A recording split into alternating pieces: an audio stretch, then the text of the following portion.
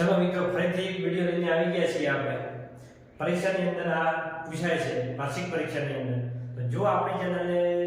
Subscribe ના કરી હોય તો પહેલા સબસ્ક્રાઇબ કરી લો પછી આપણે દાખલો ગણવાનું ચાલુ કરીએ ચલો તો મિત્રો જોઈએ x 4 x 10 આ વાર્ષિક પરીક્ષાની અંદર પૂછાય છે જોઈએ તો આનો નિત્યસમ કયો છે એ તો પહેલા ખાસ ખબર હોવી જોઈએ નિત્યસમ યાદ આવે છે ને x + a x + b આ બંને કિંમત જુદી જુદી છે એના બરાબર શું થાય છે x નો વર્ગ વત્તા શું થશે x a + b અને ab આવો નિત્યસમ છે યાદ આવ્યું તો હવે આ નિત્યસમનો ઉપયોગ કરીને આપણે આવું અહીંયા આગળ બનાવવાનું છે જો આ નિત્યસમ તમને આ નિત્યસમ આવે ને દાખલો એવો આવે ને આના ઉપરથી તો તમારે શું કરવાનું આ જે ઉપરની રકમ છે ને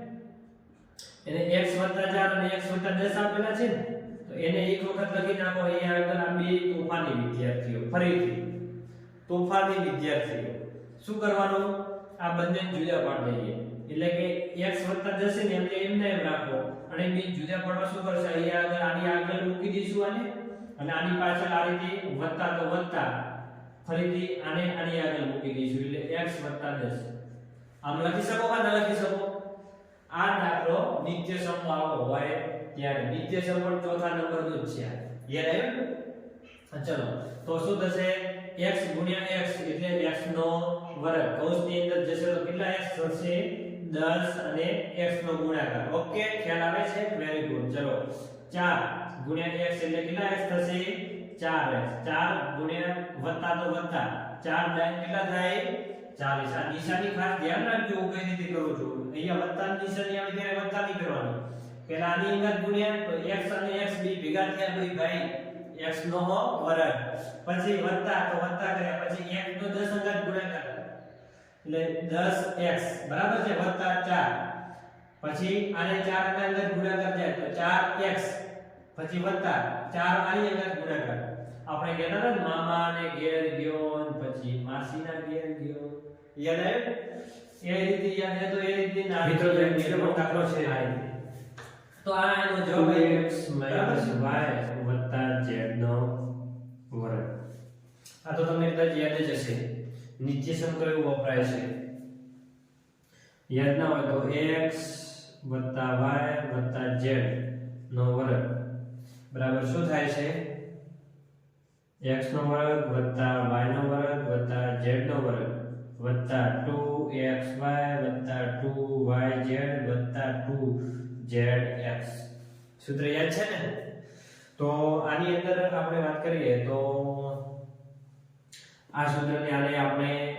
ફરીથી આને અહીંયા નીચે લખી દઉં 2x - y વત્તા z એનો વર્ગ છે બરાબર છે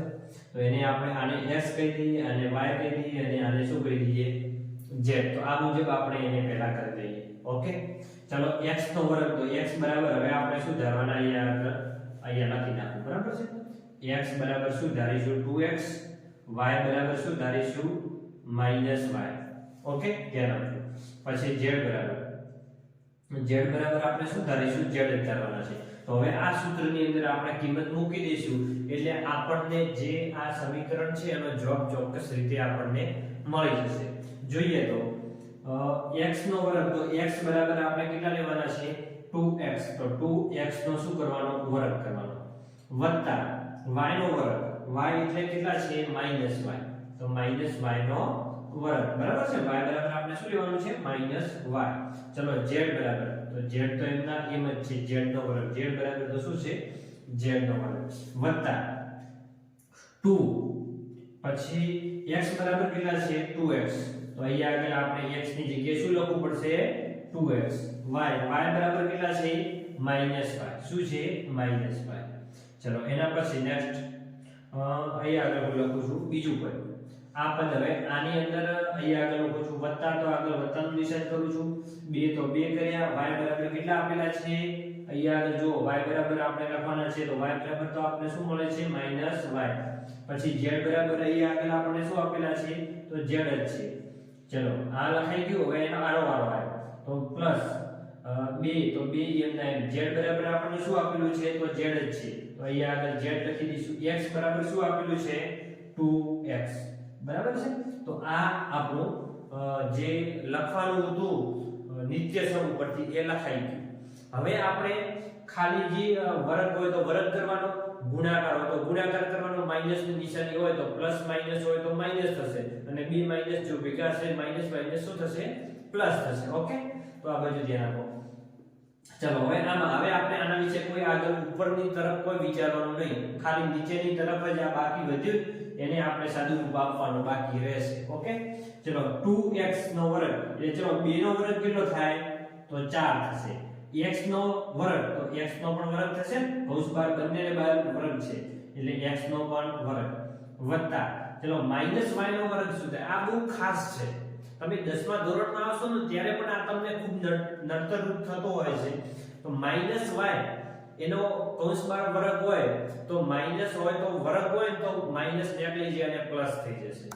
બરાબર છે. પરંતુ જો ઘન હોય તો માઈનસ રહેશે. ઓકે, ચલો માઈનસ y નો વર્ગ તો શું થશે m ના m y નો વર્ગ વત્તા z નો વર્ગ. પછી અહીંયા આગળ સંખ્યા છે એનો ગુણાકાર કરી દઈએ. 2 દુ કેટલા થશે 4. ચલો x અને y x 4 x લખી દીધા બરાબર છે. 2 દુ 4 કર્યા પછી x તો x લખી દીધા પછી y માઈનસ y છે તો 4x ગુણ્યા માઈનસ y તો કોઈ પણ સંખ્યા પ્લસ માઈનસ આ પ્લસ છે અને માઈનસ સાથે ગુણાકાર થશે તો શું થશે માઈનસ, એટલે આગળ નિશાની શું આવશે માઈનસ 4xy. ઓકે, ખ્યાલ આવી ગયો. 2 દુ 4x 4x અને ગુણ્યા માઈનસ y એટલે માઈનસ 4xy. ઓકે, ચલો એના પછી પ્લસ અહીંયા 2 y અને z અહીંયા આગળ નિશાની છે માઈનસ ની, પ્લસ છે 2 માઈનસ સાથે y સાથે ગુણાશે એટલે શું થશે માઈનસ 2y અને z એમ ના એમ તો માઈનસ 2yz થશે. 2y આની 2 ગુણ્યા y માઈનસ સાથે ગુણાશે એટલે માઈનસ થઈ જશે અને z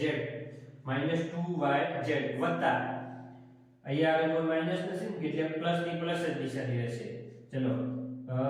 2 દુ કેટલા થશે આ સંખ્યા ગુણી દઈએ 2 દુ 4. હવે બાકી શું વધ્યું x અને z, તો x અને z એમ ના એમ લખી નાખો. તો આ આપણું જે સાદું રૂપ આપવાનું હતું એ પૂરું થયું. આવો દાખલો પરીક્ષાની અંદર ચોક્કસ આ દાખલો પૂછાય છે, તૈયારી કરજો.